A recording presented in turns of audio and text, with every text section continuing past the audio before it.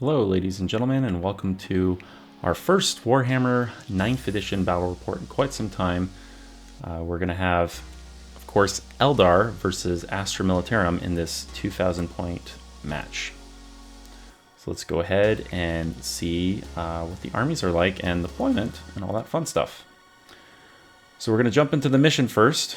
So we have our strike force retrieval mission. There's 6 objectives. Main thing is to stay on the point. No one took secondary objective to minimize losses. The main idea behind this mission for us was that essentially the Necrons are trying to be reawakened, so the Astra Militarum popped into the planet, trying to figure out what this signal is, and the Eldar are there to stop them from trying to fool around with Necron tech. And we also have our secondaries. So for secondaries, we have for the Eldar, Assassinate, Engage on all fronts, and Attrition.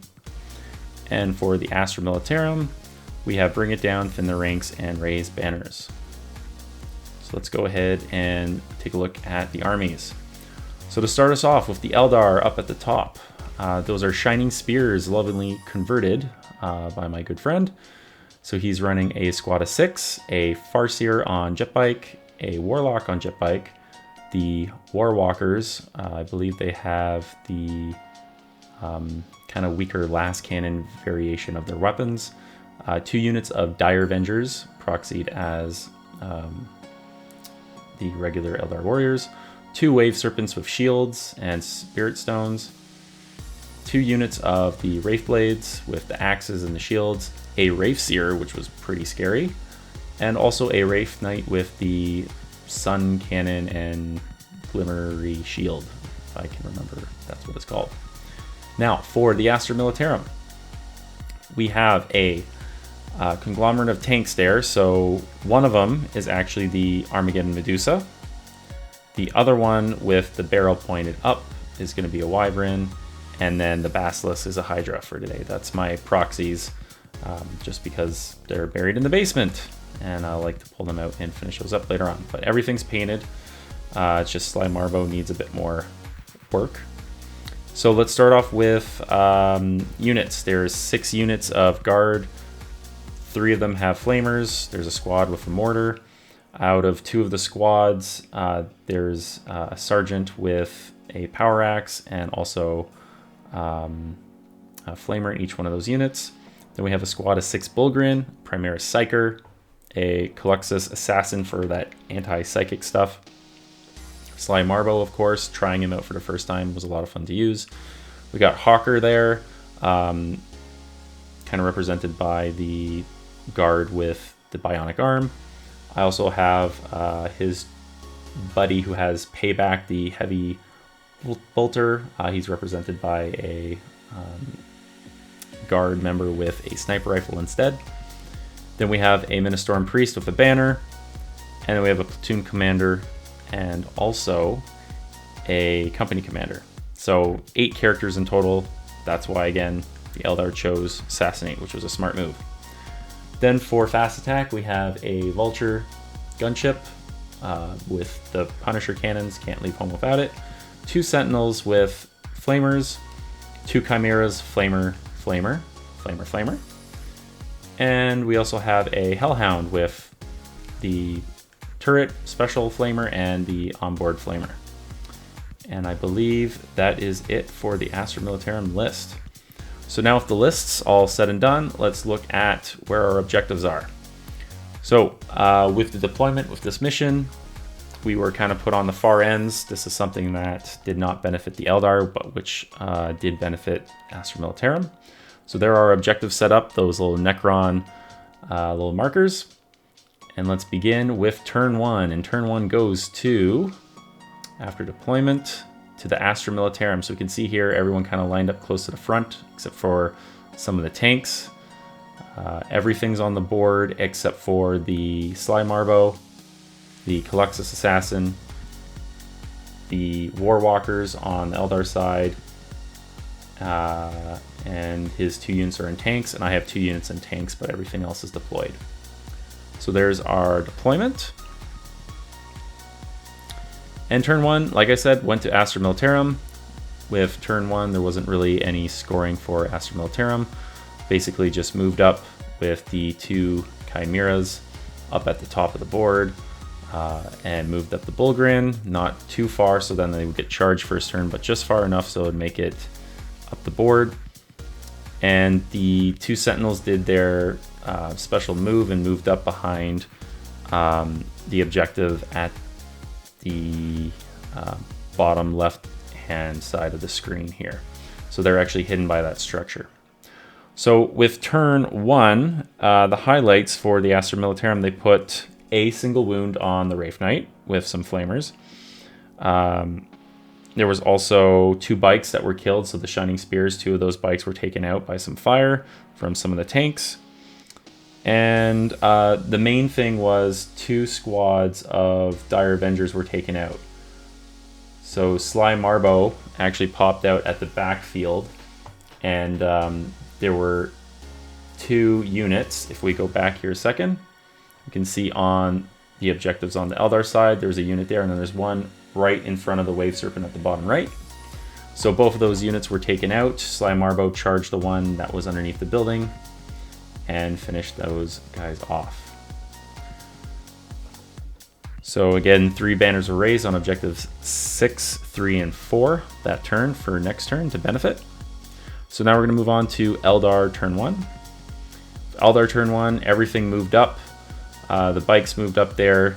We don't have it, but they blew up that Chimera up there at the top after going into combat with the Chimera. And they took out 7 guardsmen out of that squad. There were still 3 left, including Hawker. They also took out a Sentinel as well. So Sentinel got taken out.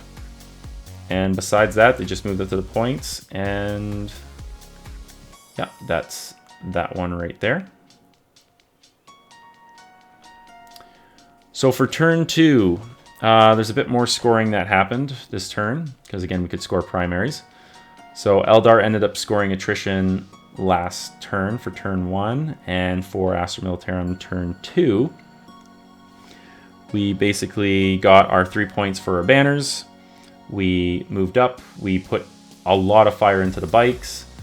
The Caluxus Assassin came down behind the Wave Serpent, behind the wall over there next to the Wave Serpent, and shot at the bikes, especially the Farseer. So we took out the Farseer that turn, the Warlock with the Hydra, and we put a number of wounds on the Wave Serpent there in combat up at the top, and the Sentinel charged that Wave Serpent down below. And then in the middle of the field here, we had a lot of action going on. The Chimera stayed in combat with the Wraith Lord, Wraith Knight from last turn. He couldn't kill it in combat, and the guys popped out, and the Bullgrin charged in as well. And they did a number of wounds to the Wraith Knight, 7 wounds in that combat. And the Wraith Knight could not do too much to the guard during that combat phase, which was kind of interesting, because I think he put all of his attacks into the tank and did not blow it up. With that, I think that was all the highlights for that turn. So yep, for turn 1, 20 points for Astra Militarum.